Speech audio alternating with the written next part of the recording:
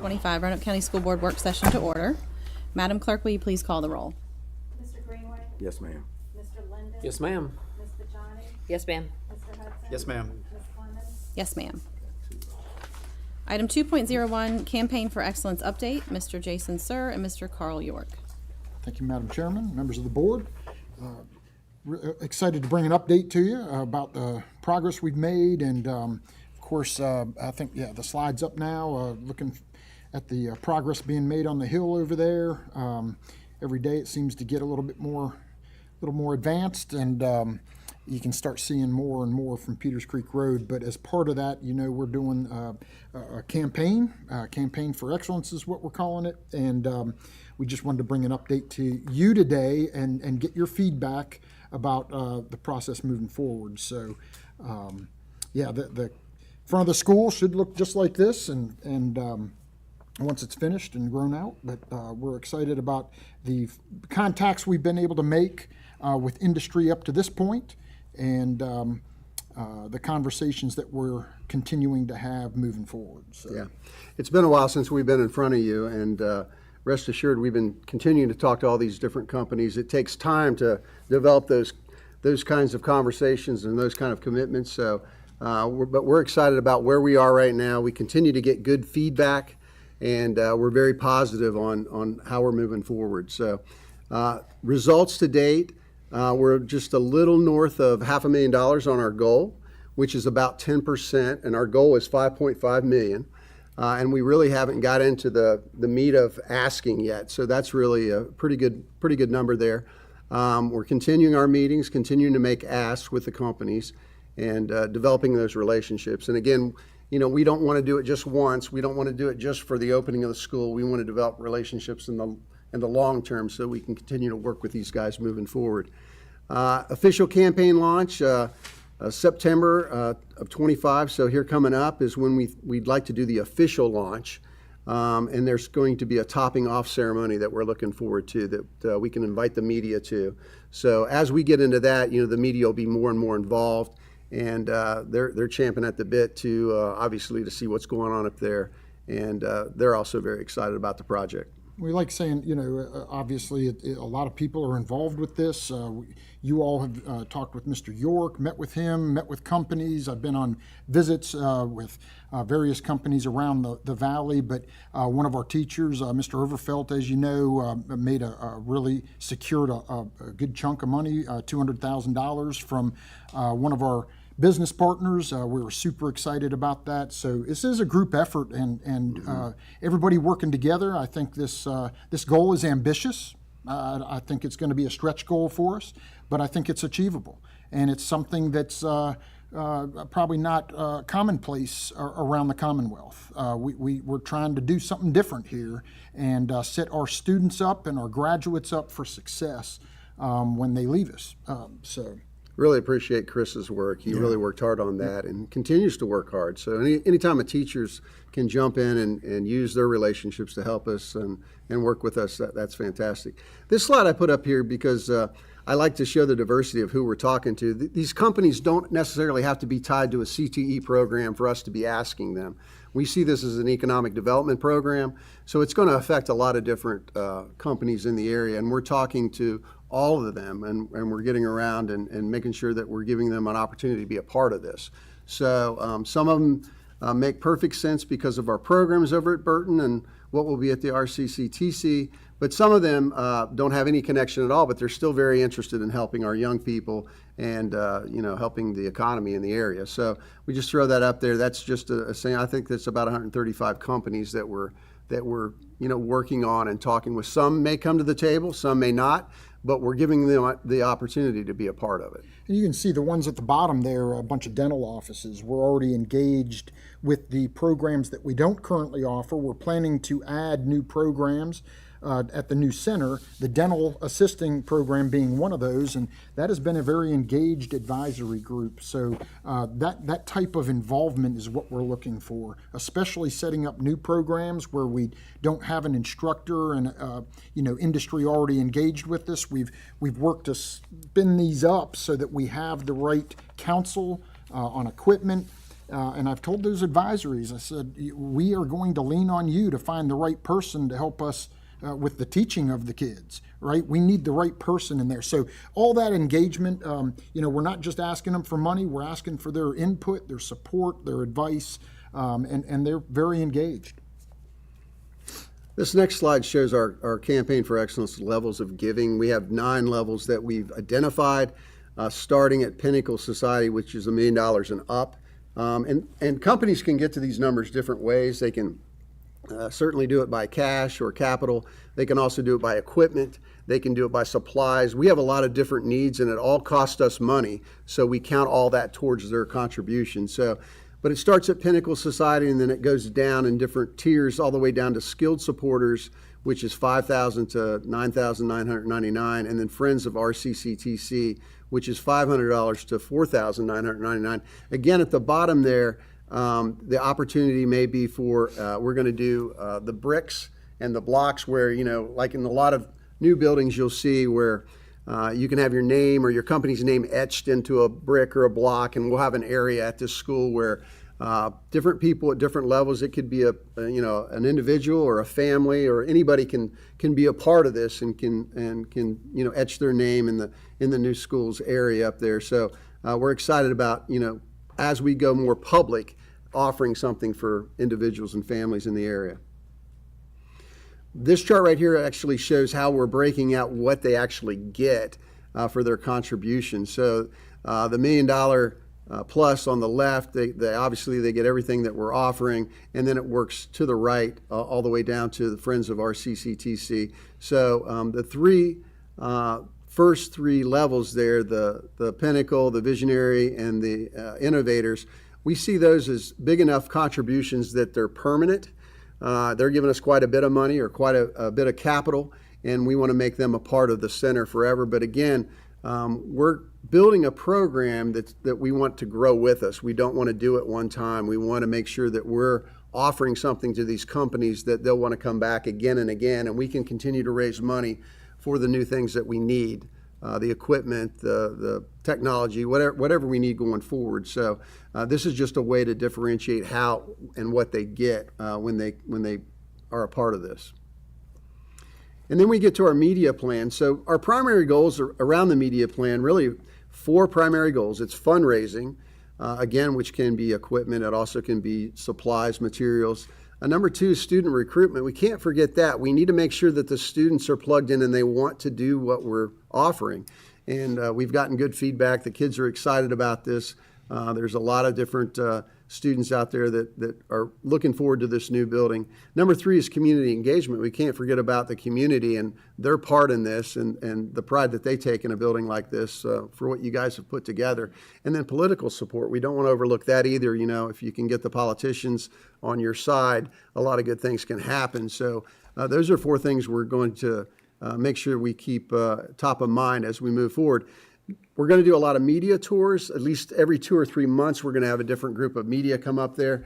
Again, we'll do a little bit of the story at a time. We want to keep the media coming up there, and we'll feed them exactly the different parts of the school and how it's going to affect the area. And so we're really trying to build, the thinking around what makes for a good story. How can we keep top of mind in the public? So August through December, it's really public attention is high around education. They're looking for education stories. So, it's good timing for us as we start. Family, students, and educators are re-engaging. They're coming back to school. They're getting excited about the new school year. Local media is looking for education stories again.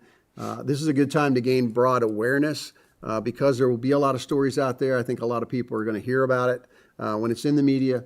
And then aligning with public funding and legislative efforts, we want to keep our eyes on that. If there's something that we can be a part of and we can bring some funding, additional funding to what we're doing, we want to jump on that.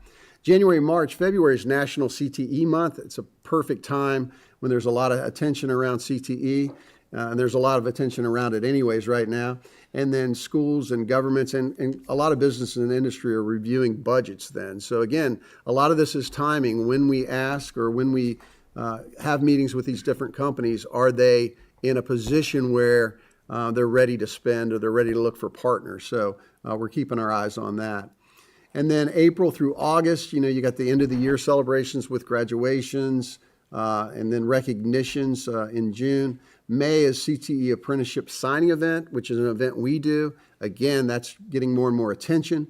And we want to take advantage of the things that we're doing to also highlight the new school.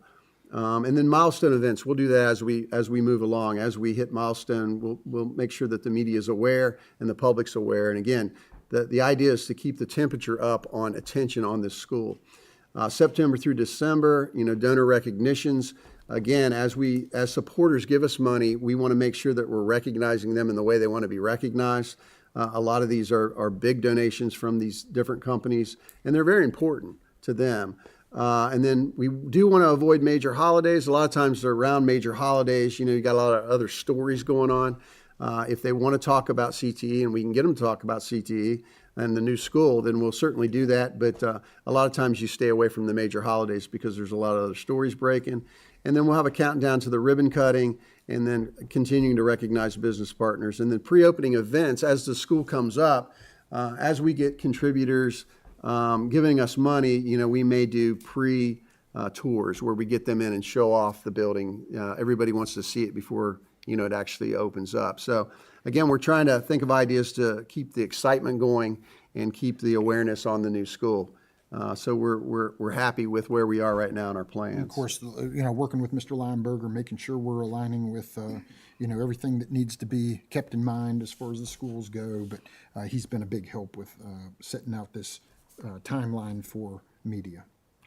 So last slide here, the goal is $5.5 million. That was recommended to us. We feel like I said, a stretch goal, but achievable. Like we want to get there. And we think we can set ourselves up well with that amount, right? The launch would be in September, and that's a general month. We're looking for that topping out ceremony. Branch has already mentioned it. I think they mentioned it in one of our last meetings. But that's imminent sometime in September, and we'd really like to coordinate it up there on the hill. But wanted to get your feedback and get your blessing to proceed with this. This is kind of what we've been building up to, and look forward to the launch.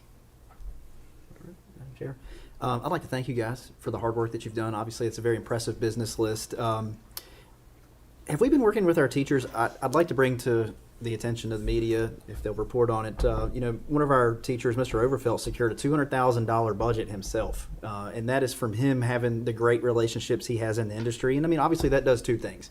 One, obviously it helps our program with things like this, but it also helps connect students with jobs. I know we have our apprenticeship program and things like that, but these connections in the business, and obviously he's a great example of what he's done. We have a kid working, I believe, is it Joe Gibbs or Hendrick, Joe one Gibbs of the big Racing. NASCAR. Yep. And that's just one. We have multiple kids over the generations, probably generations of kids that he has connected with great jobs. I would love to see our other teachers, and I know every industry is different, but I would love to see all of our teachers, make these connections within the Valley. It keeps you up on, obviously, the industry itself, making sure that the programs are in line with what we're teaching the students to basically walk right into a job. And I know you guys are working on that with certifications, right? Because I've attended some of those meetings where we're making sure that our kids are getting the proper certifications, so when they walk away with a graduate certificate, they also have these different certifications, they can walk right into a job. Yeah. And that may help as well with industry connecting with businesses. I hope other teachers are doing the same thing. I think it's great that, and I'll bring it up, it's Auro Steel is who made that donation. I believe they also made a $40,000 donation in terms of steel Yes. for them to build their benches and welding platforms and things like that. So it's wonderful that he secured that donation. Of course, all of that funding goes towards his program, which is great. It's going to do wonders for welders and all the different types of machinery that he uses. But I would love to see our teachers directly involved with you guys as this process moves forward to hopefully be able to have those same kind of connections and relationships in the community. And I think that's something that our teachers can do through their advisories. We have each of those programs at Burton Center currently have advisories that they have connections there in industry. Now, a $200,000 donation, that's a big one. That's a big one. And it's a big ask. That was wonderful news. But yeah, every little bit helps. And like I said, it's a group effort. And if our instructors can work with our local industry, I think industry wants to be involved. We can find that. Yep. Appreciate that. Thank you. Thanks. Any other questions or comments? One of the things I would just, I think I know the answer to these questions, but I think it'd be useful to review. So, $5.5 million goal, that's not something you guys pulled out of a hat. That's correct. Right, that's a result of the consultation we did with Kinetic in terms of sort of assessing what, the availability seems to be in the valley in terms of donors, that kind of stuff. So that was a goal that was calculated in terms of being, like you said, a stretch goal, but reachable, Yes. with a lot of work. As you're talking to companies, can you just remind us, what these funds are for? Because we're not talking about, funds needed to, finish construction or Correct. initial equipment. What is exactly that we're telling folks this is what it's for? Yes, so when we're communicating with the businesses, we assure them that, the school board, board of supervisors, everybody came together to make this happen. And the building and the initial get up and the build, everything's funded to get us off the ground.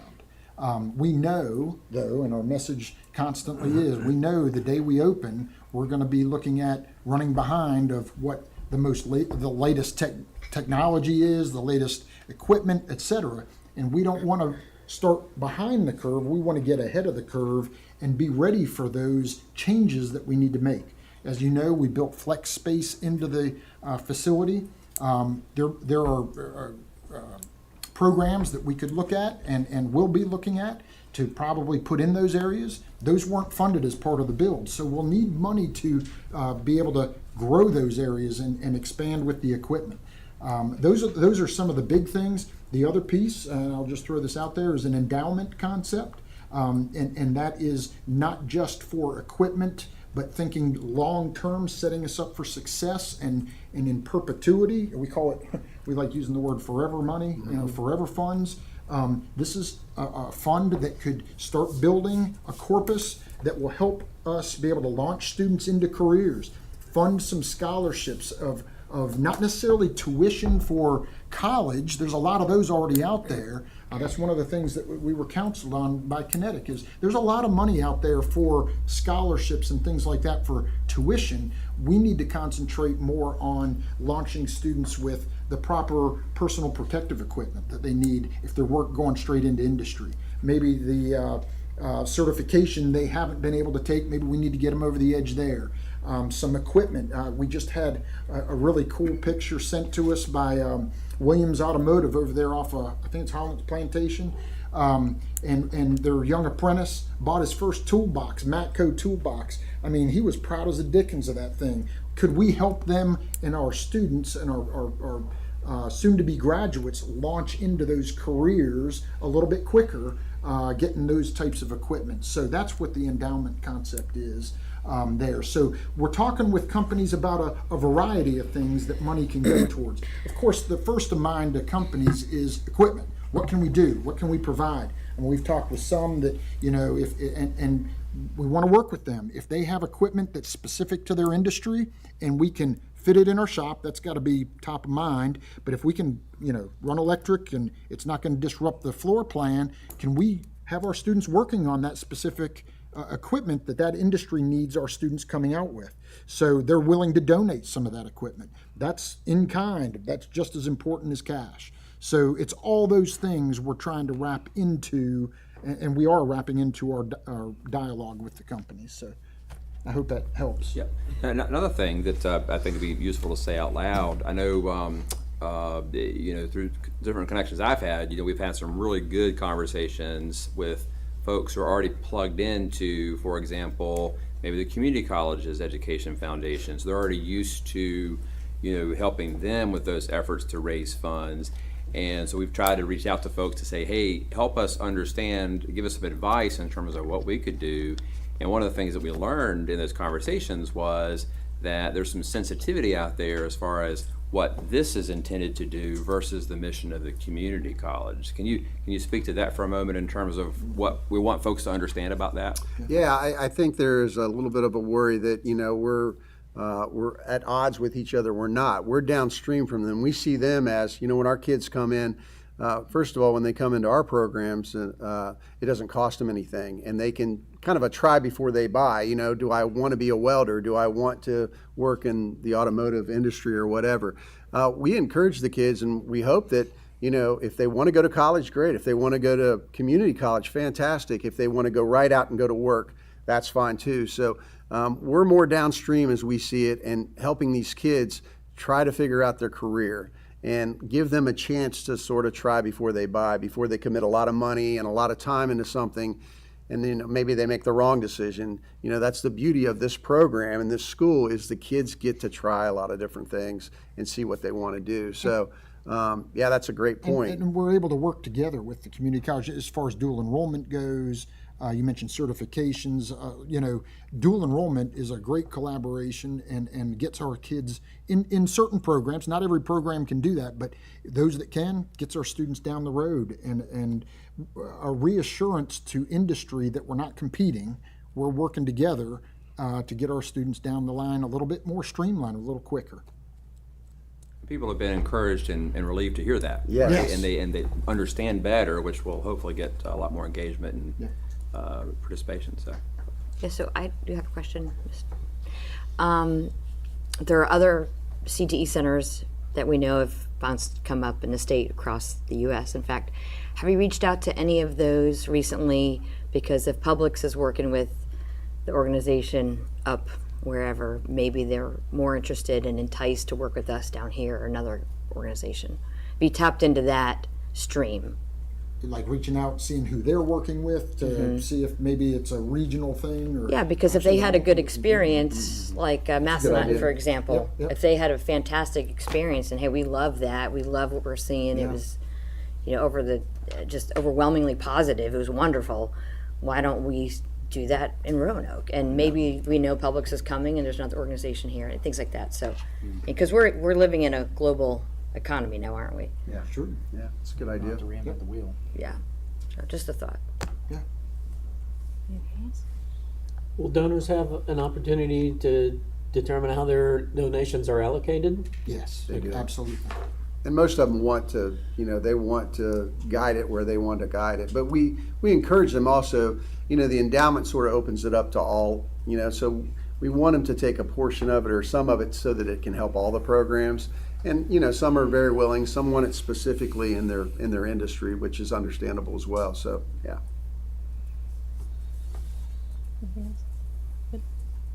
Thank you for your work on this and for presenting to us today. So I think we're not looking for a formal vote, but you know, just affirmation that, you know, the school board is definitely behind, you know, that goal and ready to move forward with it.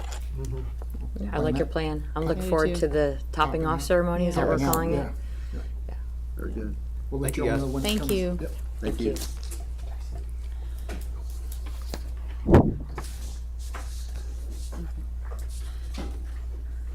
Item 2.02, minor capital updates, Dr. Jamie Soltis. Madam Chair, members of the board, thank you for allowing me to update you guys on the minor capital projects. Mr. Cagle sends his regards. We let him actually take a vacation, so that's where he is right now. He does deserve it. He does a great job. I am. I saw you for a second. Loose connection, so we'll try to. All right, sorry. So if you guys have any questions that I can't answer, I'll make sure I get the answers back to you guys after I talk to Todd, okay? So I gave you guys all a printed out list because I know sometimes it's hard to see. But just going through the updates real quick, Bonsack Elementary, we were going to replace worn carpet in various locations. We're waiting on a third quote. And we're also working with school staff to determine what sections get fixed when and where, so that there's a plan, and the plan is to get it all done throughout the school year, but working with the administration to make sure it's done in a manner that doesn't disrupt instruction. Herman L. Horn, replaced worn carpet in various locations. That carpet has been installed and is completed. Northside High School, converting the science classrooms to the Family Consumer Science Nutrition classroom. Demo and construction has already started. Our carpenters, electricians, and plumbers are doing all the labor. The approximate completion is early September. Hidden Valley Middle School You guys remember we're going to replace all the ceilings in the public areas and install LED lighting. Coordination meeting with the schools taking place. They're working to get bids from contractors. They're hoping to work on small sections throughout the school year since it's such a big task. But he did want me to let you know that this project may need to be delayed until next summer. They're trying to figure out a plan with the principal on how to make progress throughout the year. Elementary media centers, you guys approved improvement allotment of $2,500 each school. The school decides the usage. The allotment is available to the school, and the principal has been notified. Fort Lewis Elementary School, extending the height of the wall around the cooling tower. They're getting bids from multiple contractors. Apparently, the footers on the rear wall have failed, and it's starting to collapse. So their plan is to reconstruct the rear footers, the rear wall, and extend the height of the brickwork all the way around the chiller. He's waiting on a third quote. He was hopeful he was going to get that by the end of the week. Construction is tentatively planned to begin in September. Northside High School, renovate the building at the softball fields, the restrooms, and the roof. The roof work is completed. Restroom demo work has started. Approximate completion date is early October. And once again, it's our carpenters, plumbers, and electricians providing all the labor. Cave Spring Middle School, regrading your softball field, the fence, the irrigation, and the drainage. Initial discussion with the engineering firm has taken place. The scope of the professional services has been determined. The proposal for engineering fee has been received, and the engineering firm is now under contract with the expected completion of documents in about 8 weeks. Preliminary goal is to have the field ready to play by 2027 middle school softball season. Cave Spring High School, the risers for the music program have been ordered. Projected delivery date is August 14th. Hidden Valley High School, you guys approved to do an engineering study to hopefully help with the grant. To hopefully help with the grant that we could potentially get. Preliminary discussion has been held with the engineering firm. It's basically in the same spot that the Cave Spring softball field is. The scope of the professional services has been identified. Proposal for engineering services has been received. The engineering firm is now under contract. They're looking for the documents in about 8 weeks. I had to ask him what CDs meant, and it meant construction documents. And they should provide the necessary paperwork for the grant application. Northside High School, replacing the stadium lights. The decision was made to not make those changes until after football season. And that was in conjunction with the coaching staffs and the principal. The goal is to have the new LED system functional prior to the start of spring sports. The goal is to have that exact same system that we installed at William Byrd High School. And so our next step is to receive a proposal from the contractor and finalize the agreement. Hidden Valley High School, installing artificial turf at Bruce Mann Field. They've had multiple site meetings with contractors. A contractor has been selected. Contract details are being negotiated. The scope of the work has been defined and coordinated with the school. They've spoken with the soccer and lacrosse coaches to get their input. Next step include finalizing the contract and scheduling construction. He said from the date the contract is finalized, you can expect approximately 30 days for engineering and permitting 120 days of good working weather.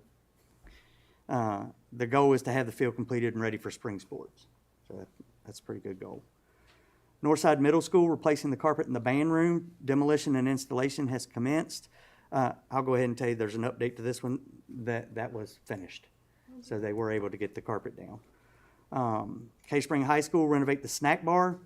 So initial discussions have been held and the scope of the work has been defined. Stakeholders requested that construction start after football season was concluded.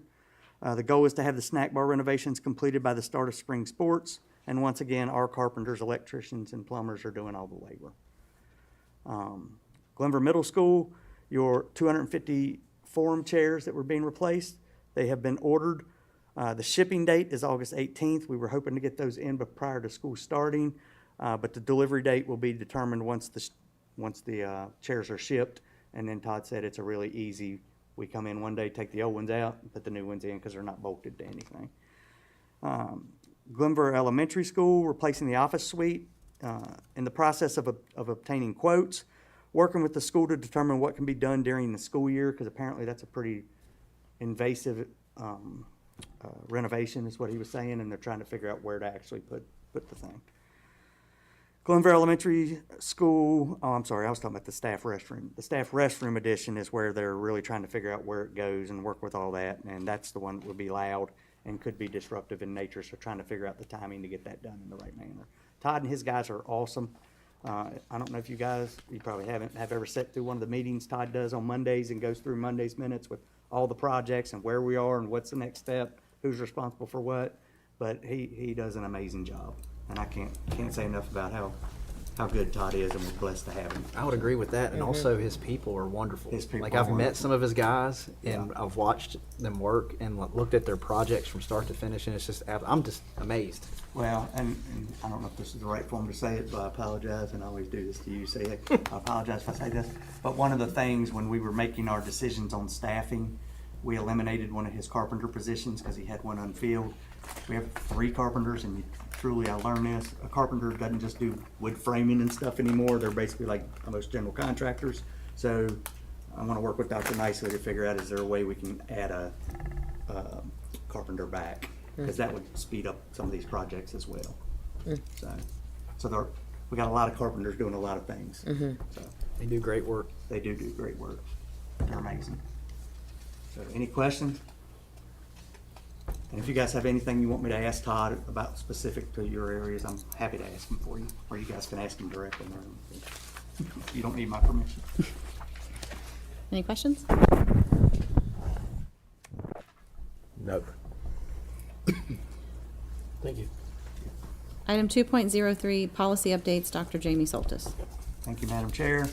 Just a few policy updates. The VSBA came up with a couple new ones, and then we had a couple of our own that we needed to come address due to legal changes or whatever. The first one, 3.06, this one's easy. I gave you guys the organizational chart that Dr. Nicely created. Just a couple changes due to personnel changes that had happened where Edie is the board clerk and the assistant to the superintendent. Then policy 3.16, bullying and harassment, there was a change to Virginia code. There's a new code, 22.1-276.01, and it really deals a lot with cyberbullying. We had cyberbullying in our admin reg, but the state now has defined their definition of cyberbullying, so we wanted to match the state's definition, so we made a change addressing that.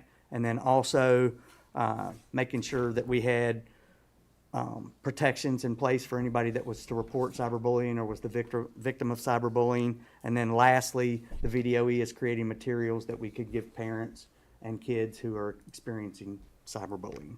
So the admin reg was updated to match the changes in the bullying harassment policy. Purchasing procedures, this was just one where the state passed 2 bills, the House and the Senate, and then they had to figure out which one was going to get the right number. So it basically just was a number change, and they couldn't do it until they determined what the law was going to be between 22.2-43113 and 2.2-43111.4. So they had to wait for that to do the legal update. Request for public records. In the May update from the VSBA, there was a paragraph that was inadvertently deleted by the VSBA that should have stayed in, so we brought it back into that. And the other update was that you can now get your FOIA training, and Ms. Newcomb is our FOIA officer. She can get it through an online course that is approved by the Virginia Freedom of Information Act Council. And that if our attorney acts as our FOIA person, then the attorney has to be trained in FOIA as well. And then lastly, and this is one that Beth was trying to get in earlier in the year, and that was my fault on missing this. This is just an admin reg for your information. But basically, we had an admin reg that kind of restricted people observing the classroom and such, but we now have some community partners, and Beth, you can help me out if you want. But for example, what used to be BRAC, which is now VIA, they won't accept a kid unless they observe the kid in their class environment. So we had to make changes to our admin reg to allow that to happen with parent permission in order to see if the kid would qualify for the program or not, because otherwise they wouldn't accept them. And that's all I had. It's the shortest I've ever been. Thank you. That was just wonderful. Thank you. Thank you. We need to go on consent for the regular meeting. Oh, to I'm approve sorry. those Okay. I changes. make the recommendation to move. Yeah, we're Yes, good. thank Sorry, you. Dr. Works Carter. for me. I was excited I got done fast. No, that was for them, not you. That's good. Item 2.04, surplus request for retired technology equipment, Mr. Jeff Terry. Thank you, Madam Chair, members of the board, Dr. Nicely. Each year, we request the retirement of aging technology equipment. This year, we have approximately 9,000 devices that consist of laptops, desktops, monitors, printers, mobile devices, computer accessories, and door access hardware. Some of this equipment was previously assigned to administrators, students, and teachers. As part of the surplus process, the state contract vendor Powerhouse Recycling will ensure proper data removal and allow for environmentally friendly destruction of all equipment. They will also pay us the remaining residual value for the surplus of this equipment. All surplus proceeds have been included in the FY26 budget as a funding source for the technology replacement plan. Staff recommends to surplus the approximately 9,000 retired technology devices and prepare them for sale. Powerhouse Recycling will provide a proof of destruction document for all computer equipment. This includes erasing all data using the Department of Defense standards. The card access equipment will be prepared for sale under the normal warehouse surplus procedures. With your permission, we'd like to move this to consent and be happy to answer any questions. Any questions? Thank you. Thanks. Thank you. All right, if there's nothing else, does anyone? All right, meeting adjourned.